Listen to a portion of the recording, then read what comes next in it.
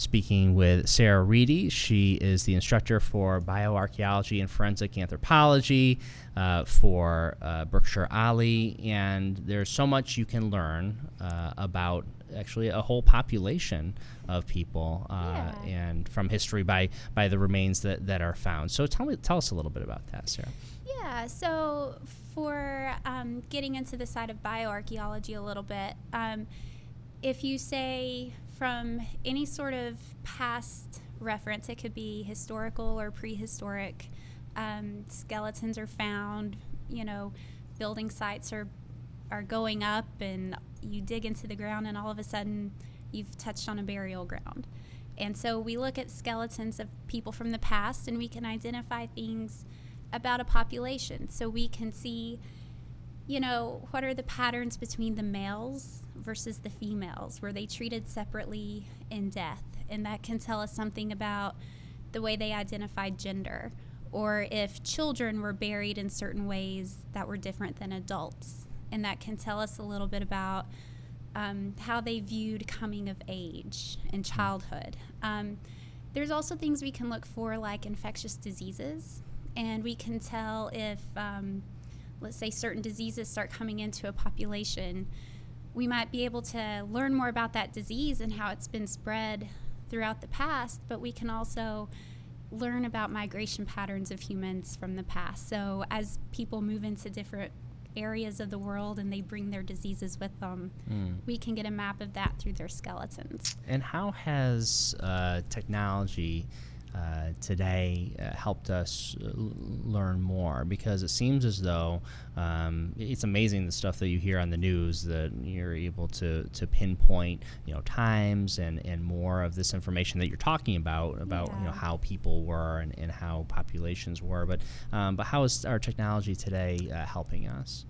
Well, there's different forms of technology. So certainly we think about DNA analysis and all the things that we're able to learn about human variation through DNA, and as people have moved around the world through DNA, and you can extract DNA, of course, through bones. So there's a lot of really interesting things coming out now.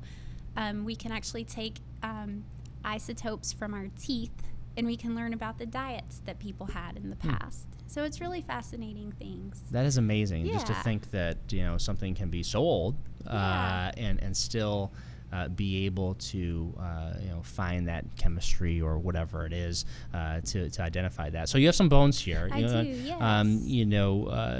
So this is you'll be using these in your course. Yes. So tell me a little bit about what we're looking at here. Yeah. So here's an example of something we would probably use in class, and these are plastic, of course.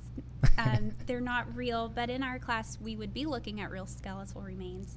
But this is a human pelvis. And there's a lot of stuff I can tell from this. So for one, I can tell this is an adult because it's fully formed.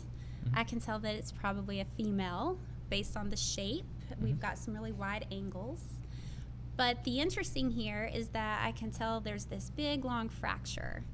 And I'm not sure if you can see that very well or not, but I can tell that this is probably a perimortem fracture. So this probably happened at the time of this person's death. And I can tell that because it's nice and sharp. It's a smooth, sharp fracture. And I know that this happened at or near the time of death because of that sharpness. If it had happened prior, we would see signs of healing. So I actually have an example of that. Okay. So here we actually have a bullet that's been lodged in the rib. Wow, okay. But you see how the bone kind of bulges out around it and you have a bump? Yep. That's actually the bone healing itself. I see. So that bullet must have been in there for it was already there. A little while. Yeah, so this is what we would call an antemortem trauma. So before time of death, it didn't really have anything to do with this person's death. And so things like this are really important to understand, especially in a crime scene. And there's an investigation. See, I've learned something already. And even though these are not real bones, again, you'll be using the real bones in the course. And we're speaking with Sarah Reedy, and the course information is right on the screen there: Bioarchaeology and Forensic Anthropology. Sign up for it now. Really fascinating stuff. We'll continue the conversation after.